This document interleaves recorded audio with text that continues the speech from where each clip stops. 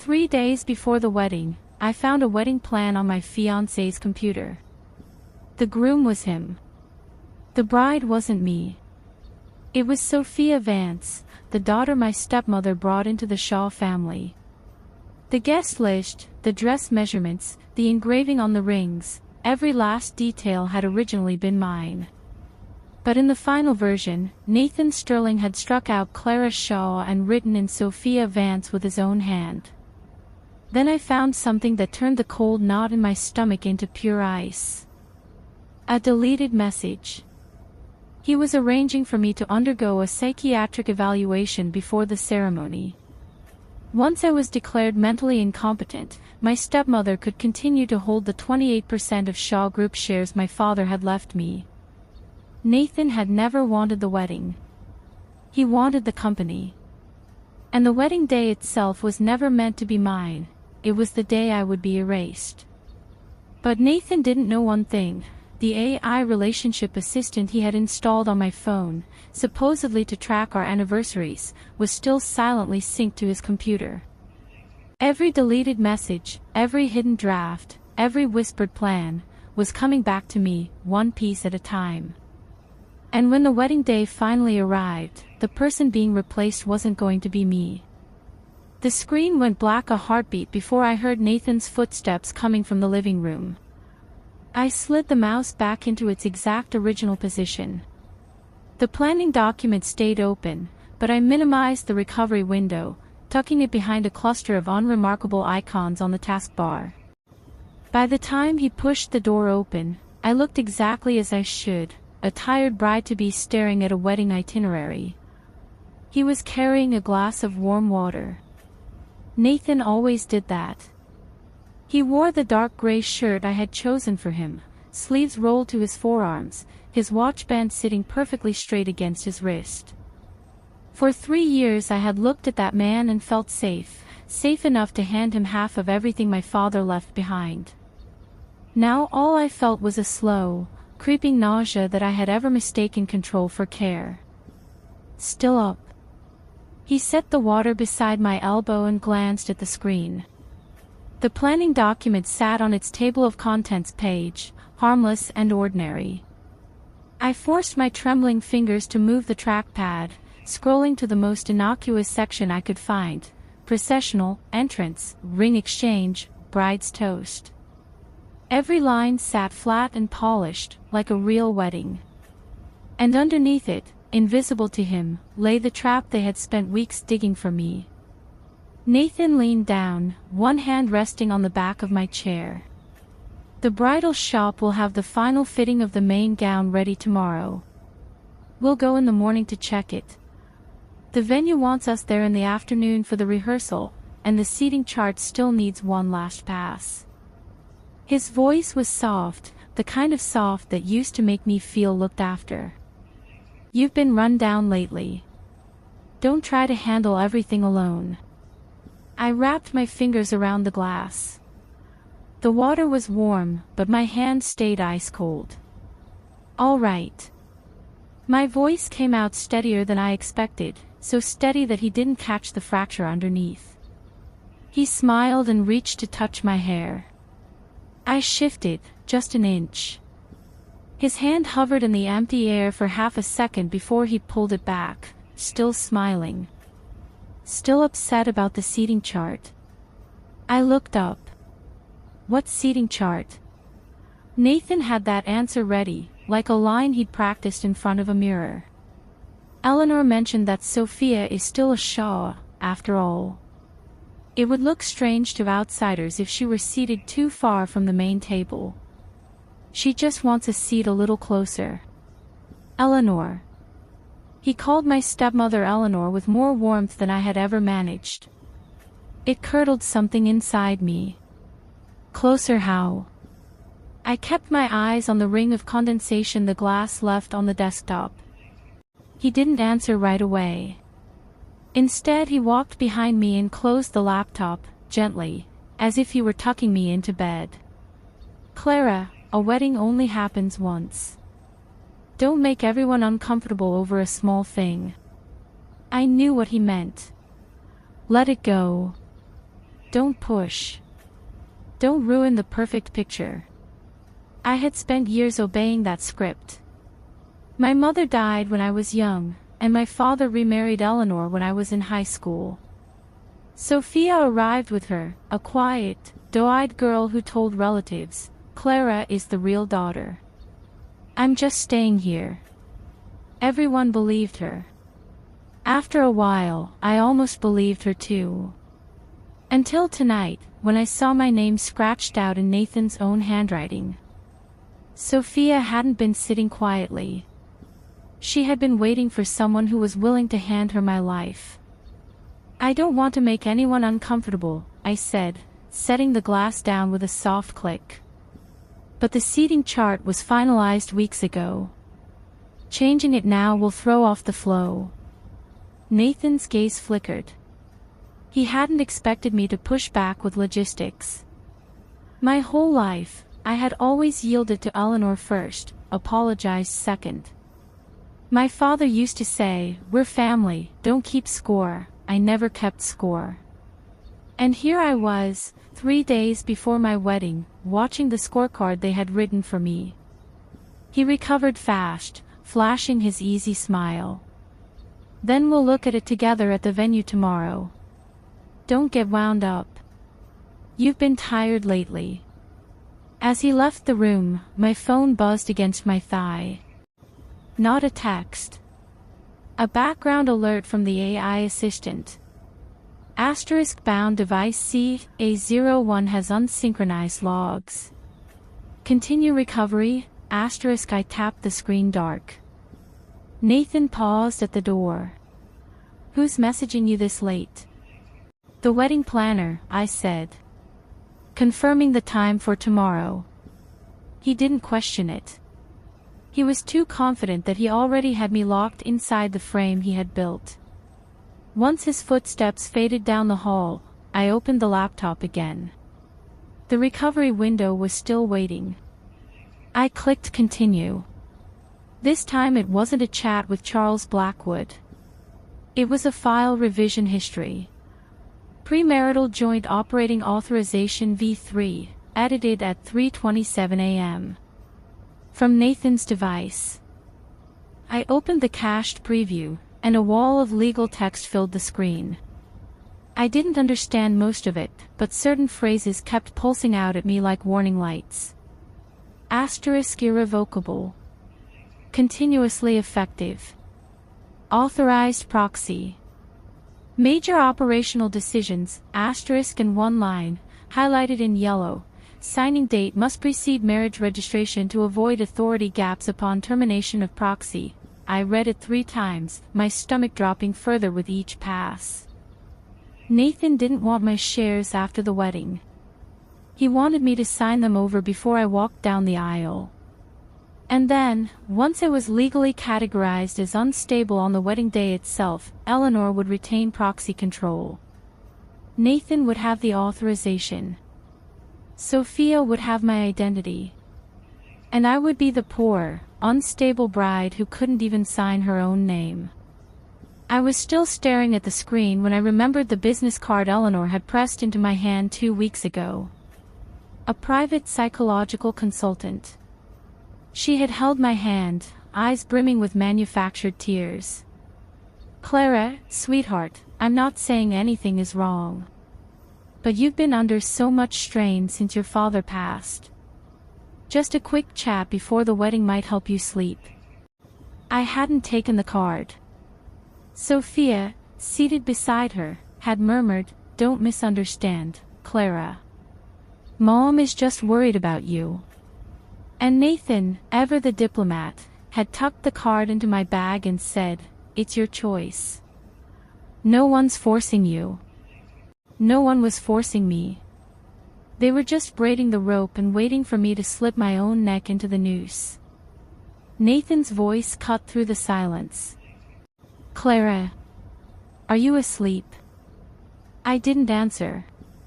A few seconds later the door handle turned, and I snapped the laptop shut, dropping my phone into my lap.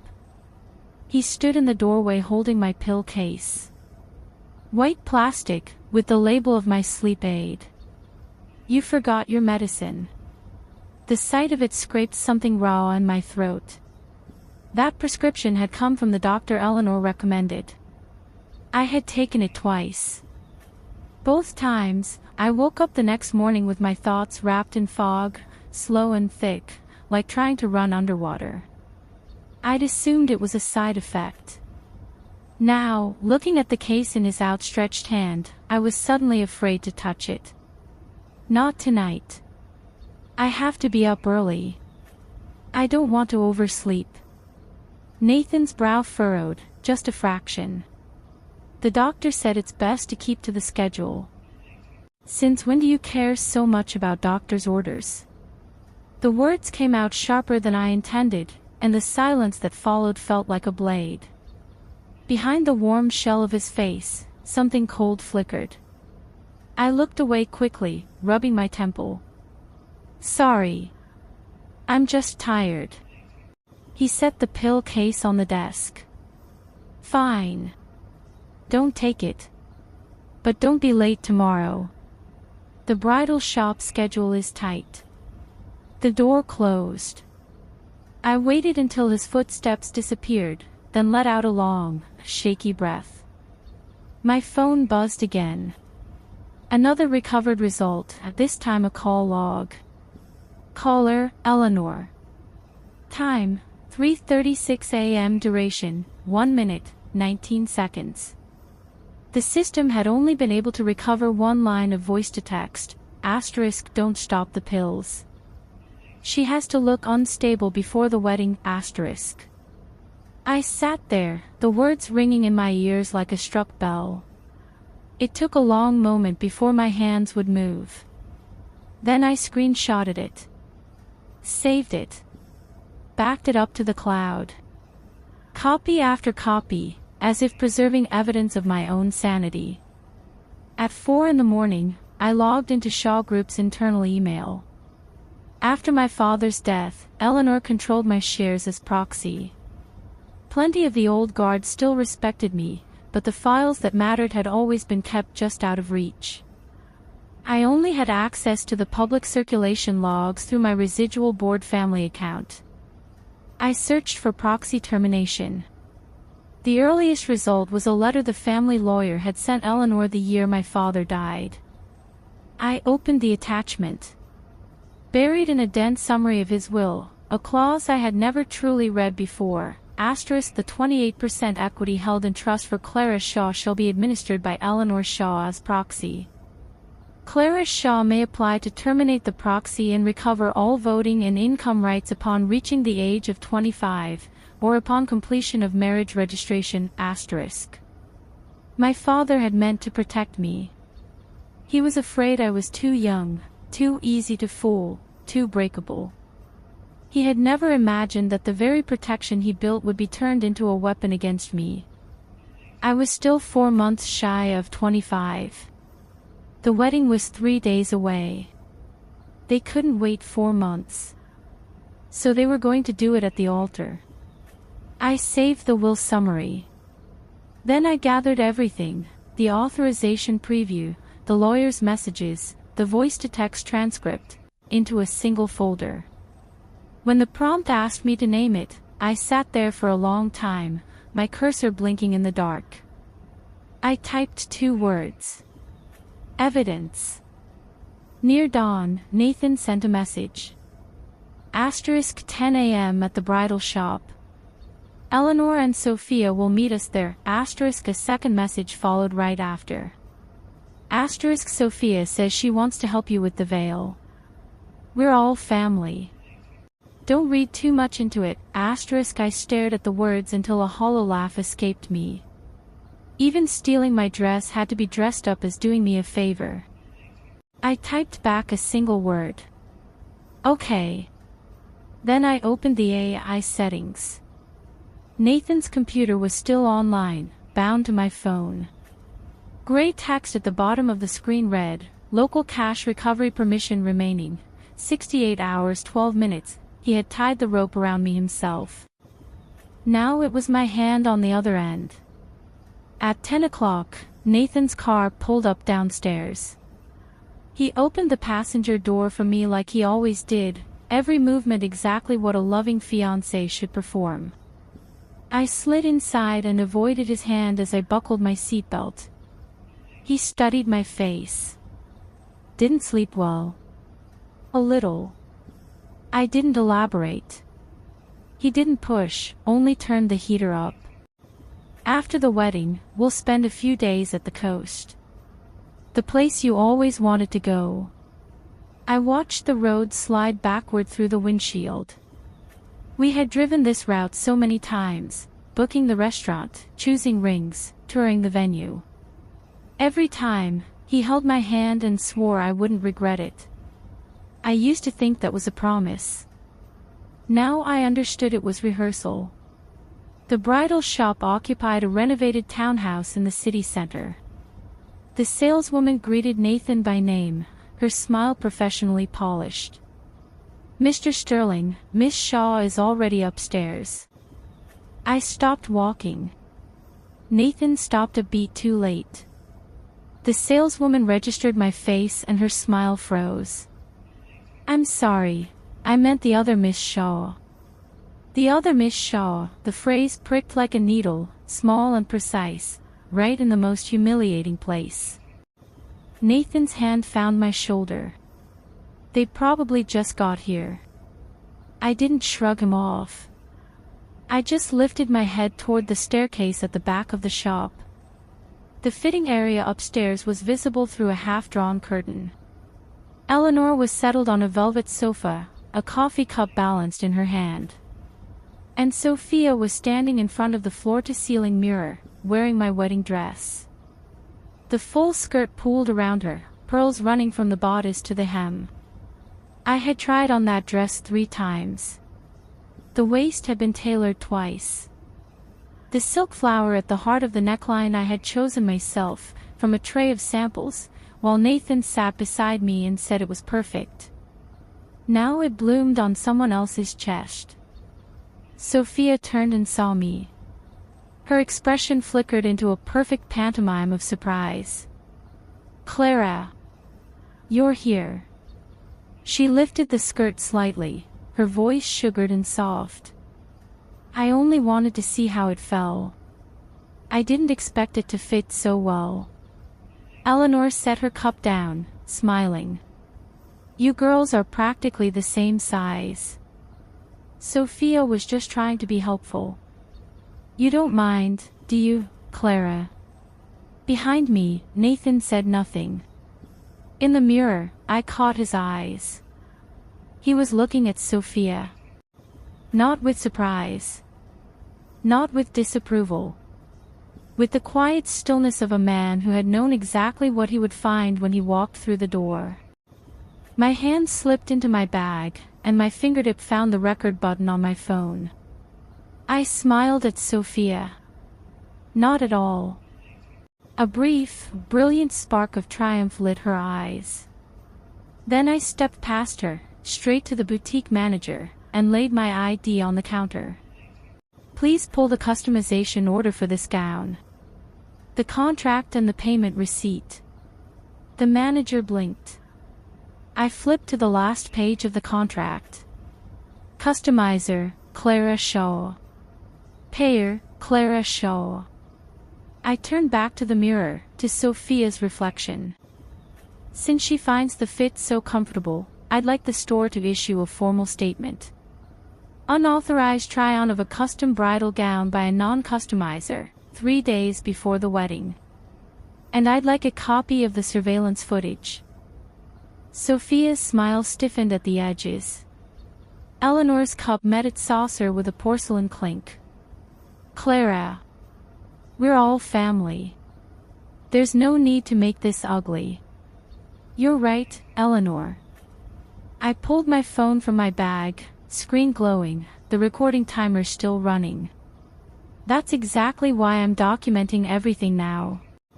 So no one can accuse me of being irrational on the wedding day. The fitting area sank into silence. Nathan's voice finally cut through, low and controlled.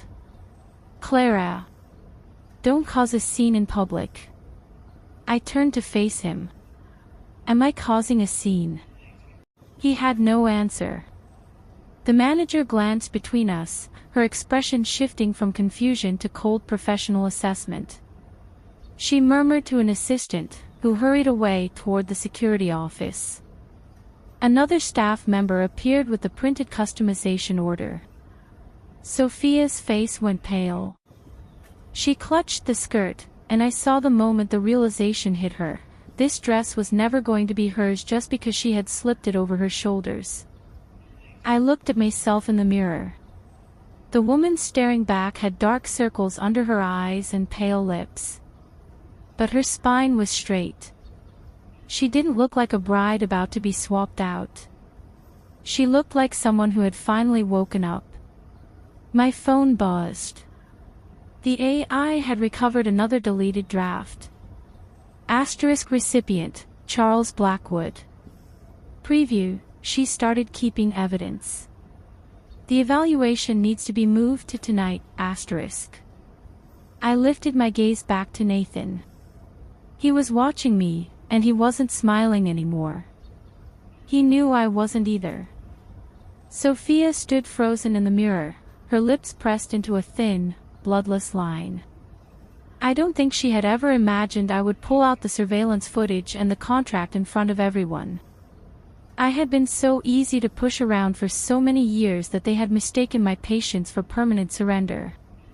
Eleanor rose from the sofa, brushing non-existent creases from her skirt, her smile still stretched into that gentle, maternal shape. Clara, sweetheart, have you been under too much strain lately? She glided toward me, reaching for my hand. It's perfectly normal to feel anxious before a wedding. Let me come with you and we can. I stepped back. Her hand hung in the air, just as Nathan's had the night before. I'm perfectly fine. Fine enough to not need anyone trying on my dress for me, or taking my seat at the main table, or signing any documents on my behalf. The word documents hit its mark. Eleanor's smile cracked, a hairline fracture through the porcelain. A genuinely innocent woman would have been confused by the mention of signing papers. But Eleanor wasn't confused. She was calculating. She drew her hand back and glanced at Nathan. That look was so brief I would have missed it if I hadn't been waiting. Nathan shook his head, a tiny, almost imperceptible gesture. He was warning her off. Because the staff was watching. Because the cameras were recording. Because my phone was still in my hand. For the first time, they were afraid of me. The manager returned with the printed customization order. My name was on it in black and white, alongside the 2 waist adjustment notes. She placed herself deliberately between me and Sophia, her voice clear and professional. Miss Shaw, this gown is a custom piece. Under the terms of the contract, unauthorized try-on by a non-customizer entitles you to retain all rights to pursue liability. We will cooperate fully. Sophia's composure shattered. She grabbed the skirt and marched toward the fitting room, her movements jerky enough that the petticoat caught against a display stand. A veil mannequin wobbled violently before a staff member steadied it. Sophia, Eleanor called, her voice still honeyed, change out of the dress now. Don't make trouble for your sister. Trouble, that word again. As if I were the inconvenience. As if I had always been the inconvenience. While Sophia was inside, Nathan walked over and reached for the customization order in my hand. I didn't give it to him. His hand hung in the air, then retreated to adjust his cuff. You're not yourself today, Clara. Did you skip your medication last night?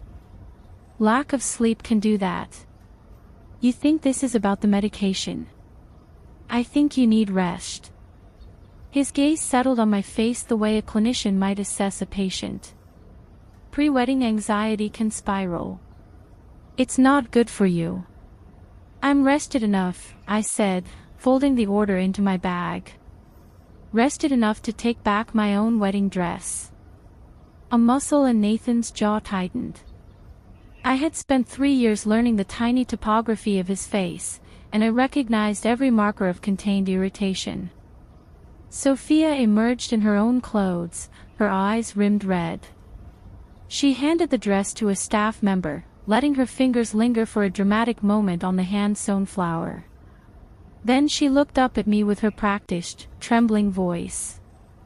"Clara, I'm sorry. I really was only trying to help." She paused, her voice dropping even softer. "If you're angry, I can skip the wedding." The perfection of that line was almost admirable. "Wear my dress, then force me to beg her to come." So she could keep playing the wounded stray while I looked like the villain. Eleanor sighed beside her, radiating silent, long-suffering maternal endurance at Nathan. The message was clear: see how hard I've tried. Nathan took the bait. Sophia meant well. "Clara, this stops here. This stops here." They had deleted my name and it didn't stop there. They had rewritten my wedding and it didn't stop there. They had plotted at 3 in the morning to make me look insane before a room full of guests, and it didn't stop there. But now that I had caught them in front of witnesses, suddenly we were all supposed to put our hands down and play nice. A laugh slipped out of me, not a kind one. Eleanor's expression flickered. "Nathan, you say this stops here because the whole thing was arranged by the 3 of you from the start." The mask cracked. For the first time, that tender, controlled fiancé looked at me with something raw and unguarded underneath. Then he turned to Eleanor. "Eleanor, take Sophia home. I need to speak with Clara alone." Eleanor didn't argue. She pulled Sophia toward the stairs. Sophia threw one last glance over her shoulder, no remorse, no apology, just a secret, satisfied gleam. She thought Nathan was about to put me back in my place. She thought wrong. Outside, the sun was too bright, and the street was alive with ordinary people having ordinary days. Nathan walked on my left, the same side he always took, supposedly to shield me from traffic. A habit so deeply ingrained it must have become muscle memory. Now it felt like a choreographed step in a very long deception. "Get in the car. We'll talk," he said, opening the door. I didn't move. "I'll take a cab to the venue. We can talk at the rehearsal." He turned, his face half in shadow against the morning glare. "Clara. Must you be like this?" "Be like what?" "You're suspecting something." It wasn't a question. He had finally dropped the pretense. A breeze lifted the loose strands of hair around my face, and I tucked them behind my ear. I looked at him and smiled, a smile that didn't reach my eyes. "Nathan, the bride's name on that planning document was changed by your own hand." His pupils contracted. "Sophia's measurements aren't even close to mine, but her numbers were in the final file. Do you want me to keep going?" His throat moved. His recovery was almost instant, but I caught the cold flash in his eyes. "You went through my computer." Not guilt. Not denial. Assessment. He was measuring how much I knew. "You left it open when you fell asleep," I said, mixing truth with fabrication. It was the safest shield I had. Nathan stood motionless for a few seconds, the city noise rushing into the silence between us. Then he sighed and placed his hand on my shoulder. His palm was warm, his grip carefully light, the kind of touch meant to soothe a difficult child. "Clara, the planning document is something I can explain. Eleanor has been putting pressure on me. You know how she is. Sophia kept wanting to be involved. I made a backup version, just in case things got complicated. I never intended to use it. A backup version. Deleting my name and slotting in Sophia was just a backup. The explanation was so much worse than a flat confession because it meant he still believed I was foolish enough to swallow it. I didn't shrug his hand off this time. Then what about the message you drafted to Charles Blackwood? The psychological evaluation must be completed before the wedding. Is that a backup too? His hand fell away. The warmth drained out of his expression, replaced by something cold and evaluative. He looked at me like an adversary he had never properly studied. How did you see that? His voice dropped, barely audible over the traffic. He didn't care about the content. He didn't care about the evaluation. The only thing that rattled him was how I could possibly have found a message he had never sent, a message he had deleted so thoroughly. I took a step back, sliding my hand into my bag and pressing the button on my phone. Behind the leather flap, the AI screen flickered with a new alert. You don't need to know how I saw it. All you need to know is that I won't be walking into any evaluation room tonight. Something shifted behind Nathan's eyes. A stranger passing by glanced at us with vague curiosity, and Nathan reassembled his pleasant, untroubled face in a heartbeat. He checked his watch. You're exhausted. I'll push the rehearsal to tomorrow. Go home and rest. He didn't wait for a reply. He got into his car, and the door closed with a soft, solid thud. Through the window, he looked at me once, then pulled away into traffic. I didn't move. I stood on the steps of the bridal shop and pulled out my phone. The AI had finished loading the new draft. It was a reply from Charles Blackwood, or rather, a message he had sent in a separate, successfully delivered thread. Asterisk, the evaluation center is arranged. Tonight, 7 o'clock. Private facility, offline records, nothing traceable, asterisk below it, asterisk she'll need to sign the authorization on site. Once the mental status finding is filed, Eleanor's proxy will be extended. Even if she recovers later and tries to contest it, a professional evaluation is nearly impossible to overturn in court, asterisk. Even if I recovered. Even if I clawed my way back to sanity, it wouldn't matter. That was their full design. Not to make me crazy.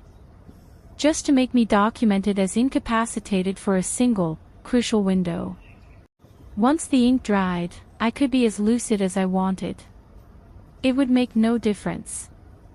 I screenshot everything, then encrypted the folder. The password I set was my mother's birthday. She had died 20 years ago. Eleanor probably didn't even know her name.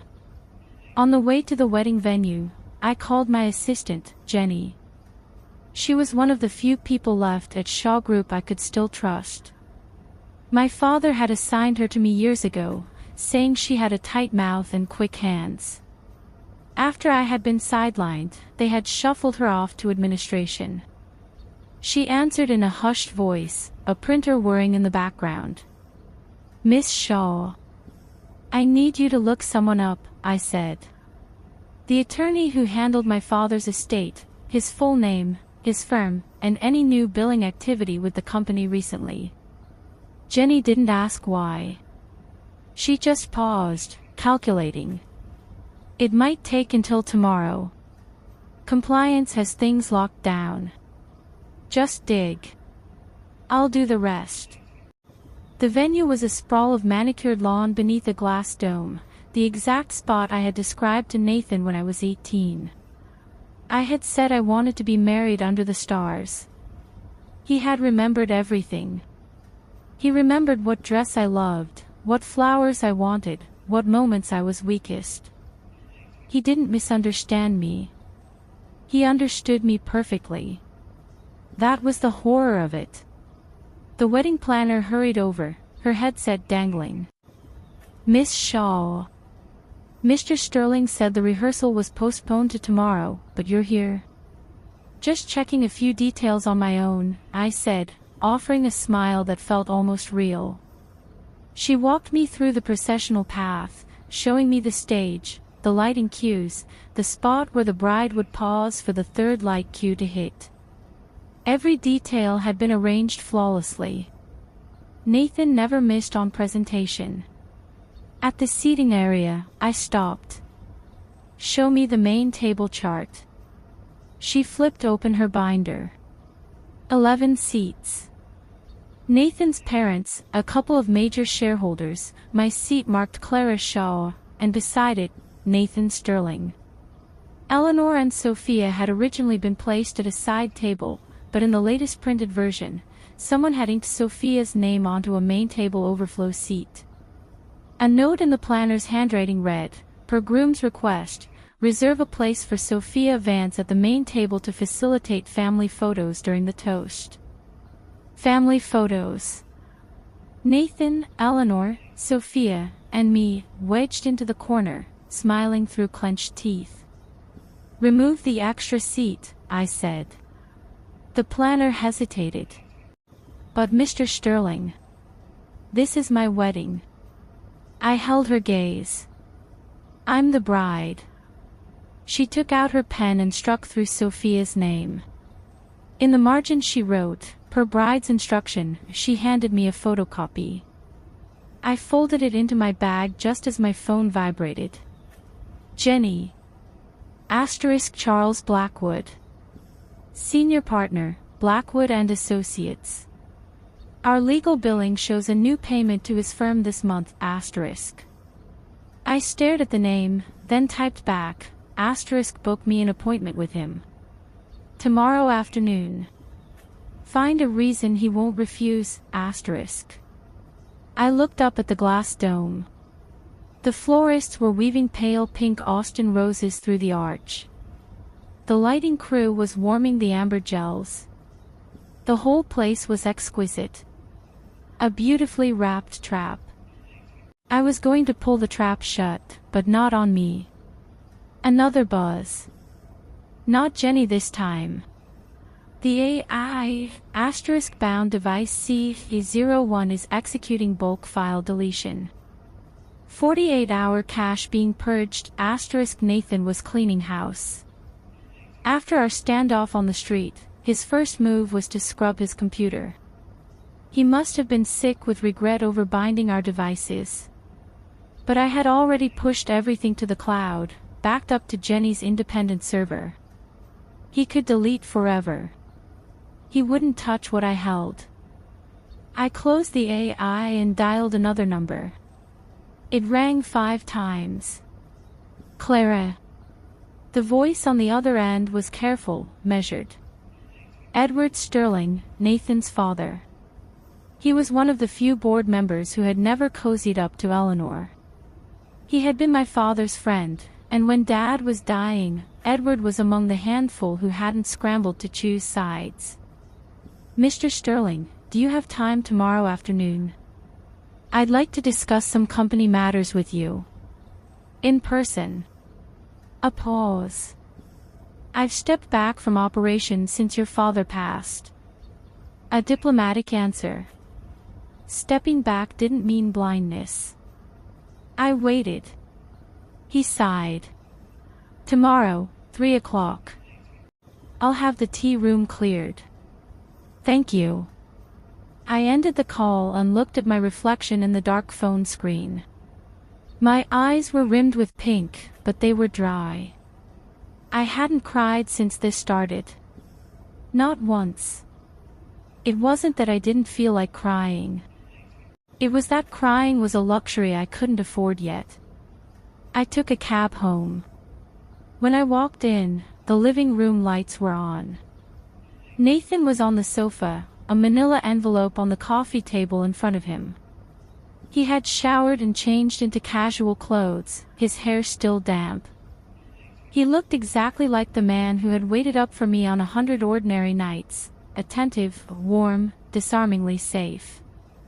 "You're back," he said, voice gentle. "I called the bridal shop. The security footage has been wiped." My hand tightened on the door handle. "The planner's seating chart has been corrected too." He stood, moving toward me. Clara, what happened today was my fault. I've been trying too hard to please everyone, and I ignored your feelings. An apology. So beautifully delivered.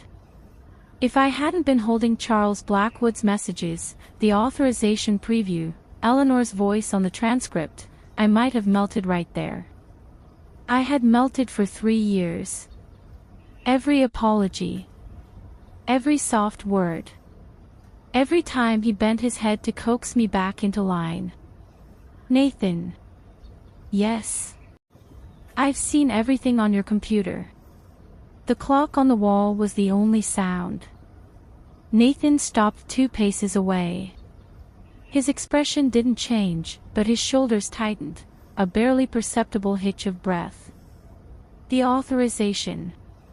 The evaluation. Charles Blackwood. Eleanor's call log. I've seen all of it. He said nothing. The evaluation you scheduled for tonight at 7. I'm not going.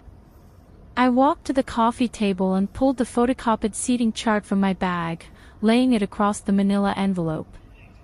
I'll be at the wedding. But the bride will be me. Only me. Nathan looked down at the paper for a long time. When he looked up again, there was no warmth left in his eyes at all. The mask was off. You won't make it to the wedding day. You have nothing, Clara. A few deleted messages. A couple of unsent drafts. None of it holds up as evidence. Your father's will leave Eleanor as proxy until you marry.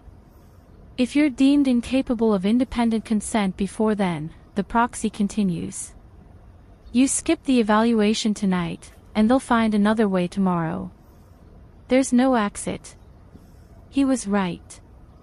Unsent messages, deleted drafts, a single line of voice-to-text without context, they weren't enough to build a legal case, and he knew it. That's why he was willing to stand there and drop the last shred of pretense. Do you have anything else to say? He asked, like a man closing a deal. I looked at him, this man I had loved for 3 years, and I felt something inside me harden into diamond. Yes. I pulled out my phone and turned it toward him. The screen wasn't showing a screenshot or a chat log. It was an active call. The contact name read Edward Sterling. A voice crackled through the speaker. Clara. The blood drained from Nathan's face. His eyes darted from the screen to my face, and for one bare, unguarded second, I saw panic. He had never imagined I would overturn the table in front of his own father. Mr. Sterling, I said into the phone, my gaze still locked on Nathan's, you mentioned earlier that you've stepped back from operations. But I have a problem I need your advice on. It involves the proxy on my father's estate. And it involves your son. The line was silent. Then Edward Sterling's voice came back, colder than before. Where are you right now? At home. Nathan is here with me. A heavy sigh, full of anger and disappointment. I didn't know which of us the disappointment was aimed at, and I didn't care anymore. Nathan, let Clara come see me tomorrow. Don't touch anything. Don't move any files. I hung up. I didn't need to hear the rest. I just needed a witness, someone powerful enough to make them pause. Nathan's father was the best shield I could think of. Nathan stood frozen, his arms still half lifted from his aborted move to grab my phone. His mouth opened, then closed. I had never seen that look on his face before. Not rage. Not defeat. A clinical, rapid recalibration. He was trying to figure out how much else I was hiding, how many other moves I had already made while he was still playing the opening game. See you tomorrow, I said. I opened the door and glanced back. Enjoy the evaluation room. I'm sure they have a seat for you. The door clicked shut behind me. I took a cab to a hotel on the west side of town. The receptionist gave me an extra glance, bride-to-be, checking in alone 3 days before the wedding, but I offered no explanation. In my room, I closed the curtains, turned on every light, and backed up every piece of evidence of final time. Authorization preview. Blackwood's messages. Eleanor's transcript. The planning document revision. The bridal shop statement. The seating chart. 2 different cloud drives. 1 encrypted email to Jenny. By the time I finished, it was past 2 in the morning. I lay on the bed, staring at the red dot of the fire sprinkler on the ceiling. Nathan's face at the door kept replaying in my mind. He was recalculating me. And I was recalculating myself. It turned out that when every exit is blocked, a person can grow an entirely new spine. At 7 a.m., Jenny's message lit up my screen. Asterisk appointment set. Charles Blackwood, 3 o'clock this afternoon. I told him it was a follow-up on the Shaw proxy documentation. He didn't ask questions, asterisk I sent back one word, good. Then I stood and opened the wardrobe. Hanging there was the navy blue suit my father had taken me to buy, my first professional outfit. He had told me that dark colors make people look harder to push around. I put it on. It covered the shadows under my eyes. I pinned up my hair and applied a shade of lipstick that looked like armor. The woman in the mirror no longer resembled the trembling girl clutching her phone in the dark. At 10, Nathan messaged, asterisk rehearsal moved to 5. Are you coming? Asterisk I didn't reply. At 11, another message, asterisk Clara, we can talk about the wedding. Delete what you have from last night and I'll pretend nothing happened, asterisk I stared at the screen, a cold smile touching my lips. Pretend nothing happened, that was his grand offer. As if erasure were the same as forgiveness. At 3 o'clock, I sat in a conference room at Blackwood and Associates. Charles Blackwood entered with a coffee cup in one hand and a standard-issue lawyer's smile. He took the chair across from me, scanning the empty room with a professional flick of his eyes. Miss Shaw. Congratulations on the upcoming wedding. Thank you. I pulled a printed list from my bag and slid it across the table. Termination conditions for estate proxy. Legal validity of premarital authorizations. Evaluation protocols for mental capacity findings. Blackwood's smile froze. He set his coffee down with a small, precise click. Miss Shaw, I'm afraid I can't answer these questions for you. Why not? Because you are not my client. I know. I placed my phone on the table, the screen already lit with the recovered message bearing his name. Your client is Nathan Sterling. Together, you've been arranging to have me deemed legally incapacitated before my wedding. I'm not here for legal advice. I'm here to tell you that I have a record of every message you exchanged, every call you made. If anything happens to me on that wedding day, those records will be sent simultaneously to the SEC, the Shaw Group Board, and every attorney my father ever retained. The smile vanished. The lawyer's face underneath was pale and tight. You wouldn't. You don't want to stake your career on that. I rose and collected my list. So from this moment forward, you had better pray I make it to that altar without a scratch. The afternoon sun was clean and warm as I stepped out of the building. My phone buzzed. Nathan again. Asterisk 5 o'clock rehearsal. Are you coming or not? Asterisk I typed 2 words.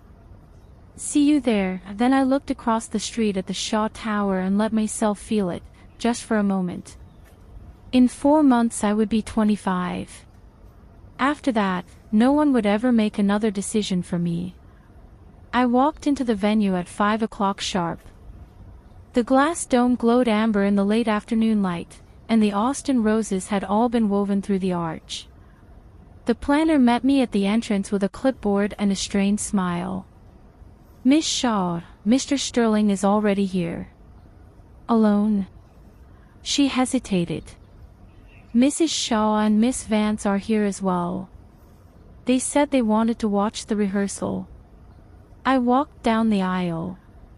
Nathan stood near the stage, scrolling through his phone.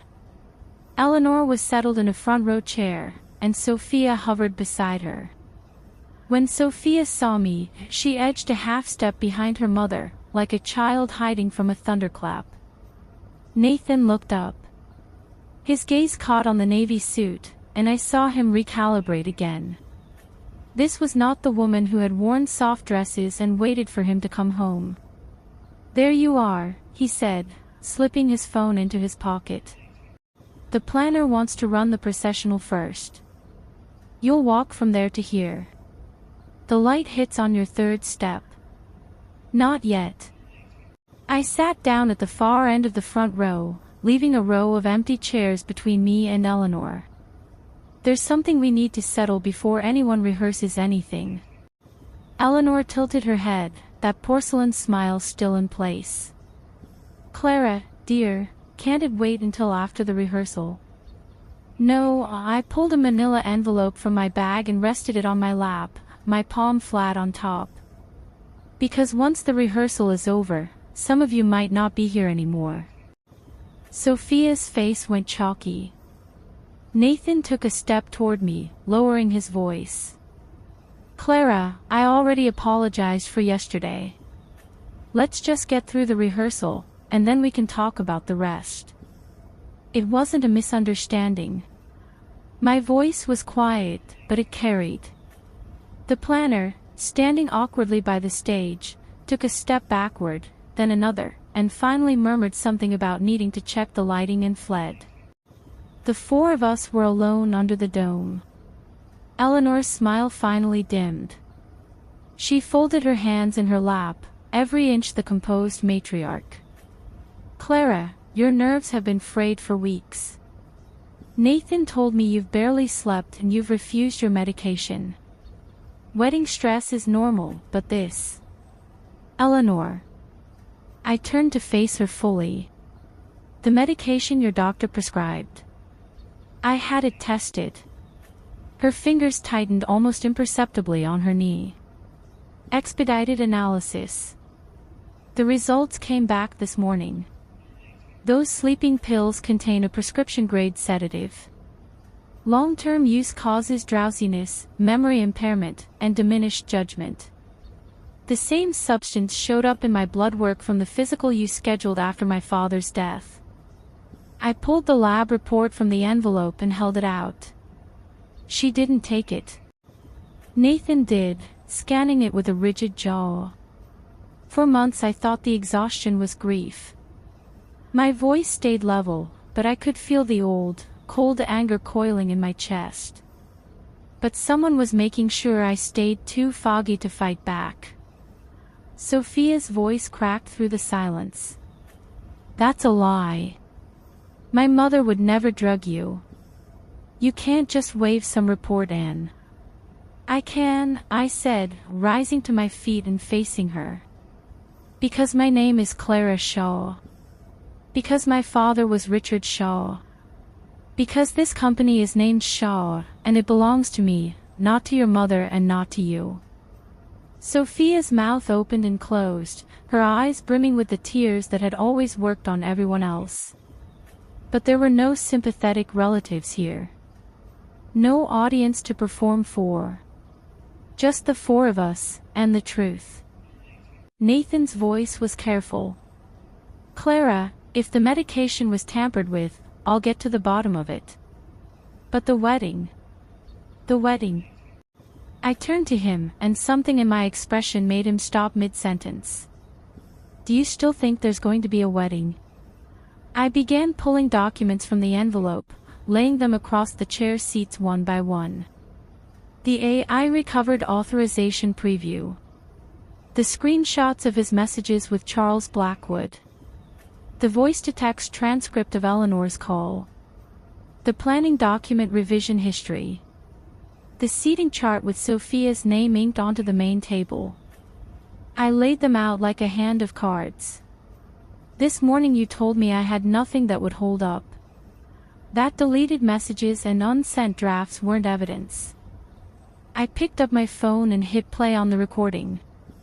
Eleanor's voice filled the dome. *, don't stop the pills. She has to look unstable before the wedding. *, I let it play, then picked up the lab report. But this is evidence. I pulled out one last document, freshly printed on Blackwood and Associates letterhead. And this is Charles Blackwood's signed statement, confirming that Nathan Sterling retained him to arrange a psychiatric evaluation for purposes unrelated to my actual mental health. The silence that followed was so deep I could hear the hum of the lighting rig. 3 things together, I said, laying them side by side. Tell me. Is that hard enough? Sophia's tears spilled over, but they weren't the delicate, manipulative tears of the past. She was scared. She clung to Eleanor's arm, nails digging into the sleeve, and Eleanor didn't even seem to feel it. She was staring at Nathan. Nathan stood motionless for a long, stretched-out moment. Then he crouched down, picked up the authorization preview, looked at it, and set it back. His voice was almost wondering. How long have you been building this? Since the day you installed that AI assistant. You probably forgot, but the system keeps cloud logs. Every login, every deletion, every draft revision. Time-stamped. I let the words sink in. All these days, you thought you were watching me. But I was watching you. He let out a short, humorless laugh. Then he stood and stepped back, leaning against the edge of the stage. His tie was crooked. He didn't fix it. So you've been acting this whole time. Right back at you. After that, no one spoke. Eleanor's face had gone from porcelain to ash. She pulled her arm free of Sophia's grip and stood up, swaying slightly. No one moved to steady her. Clara, she said, and her voice was stripped of its honey at last, some things were set in motion long before your father died. You can't undo all of them. You're right. I pulled one final document from my bag, the printed clause from my father's will. The yellow highlighted line glowed under the dome lights. I held it out to her and read aloud. Clara Shaw may apply to terminate the proxy upon completion of marriage registration. I'm 24 years and 8 months old. In 4 months, I turn 25. But 4 months is too long. I pulled another sheet from my bag and unfolded it. So today I filed a preliminary petition with Shaw Group's legal department to terminate the proxy early.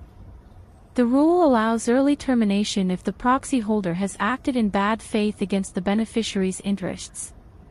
I gestured at the paper trail spread across the chairs. Does this qualify?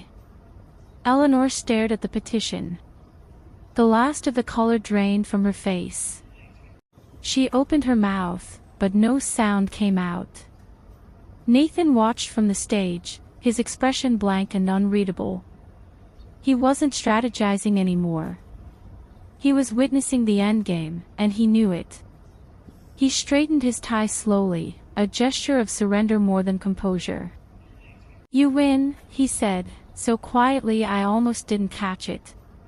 He walked toward the glass door, then paused beside me. Clara, you're tougher than your father. He tried to guard against Eleanor, but he didn't see everything coming. You saw everyone coming. He didn't fail because he wasn't smart enough, I said without looking at him. He just never imagined that the people closest to his own daughter would be the ones to betray her. Nathan said nothing. He pushed open the door, and the evening light flooded in, stretching his shadow long across the floor. Then he was gone. Sophia was the last to leave.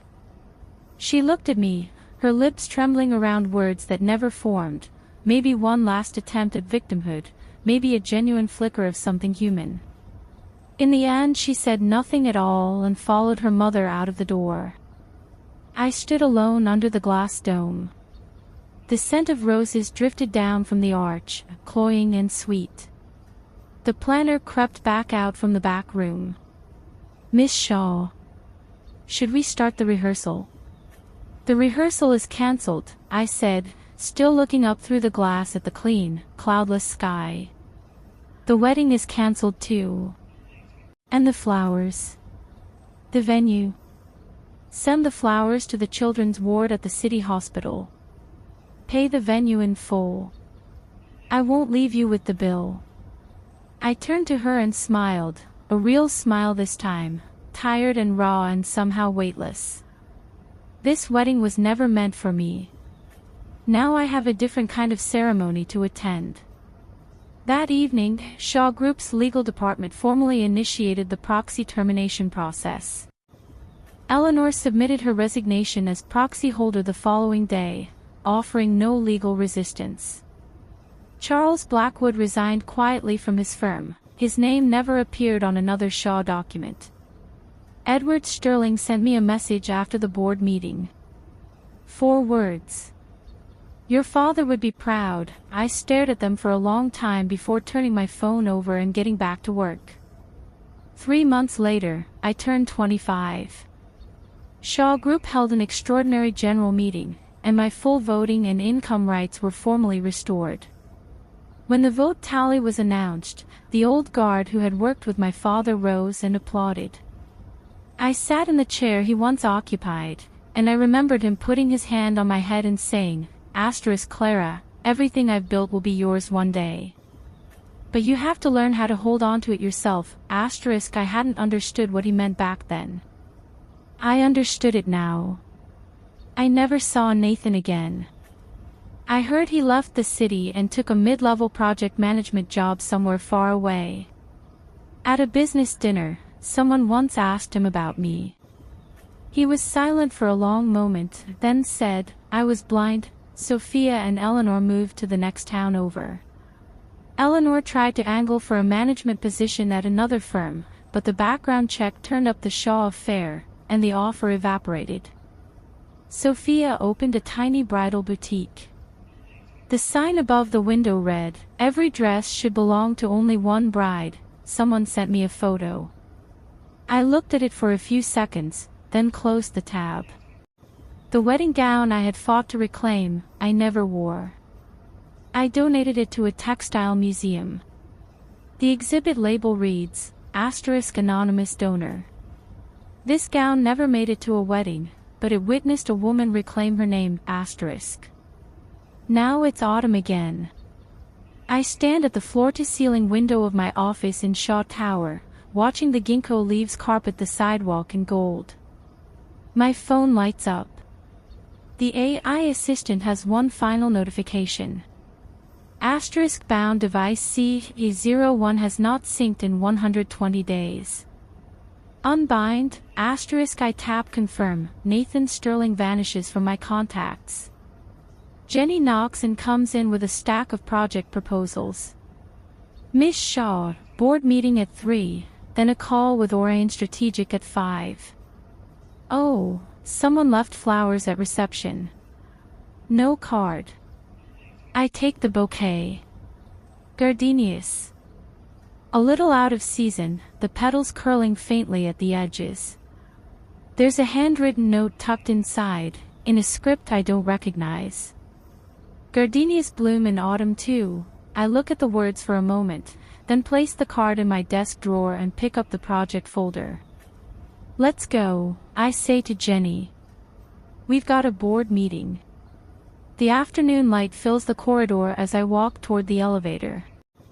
Once, a man told me that after the wedding we would escape to the coast and rest. I thought my life would be anchored to a promise someone else made. Now I walk through a building that belongs to me, on a path I chose, with a name that no one can erase. The people who tried to cross me out are gone. And the woman reflected in the glass isn't a bride, or a victim, or anyone's fiancé. She's Clara Shaw. And she's just getting started.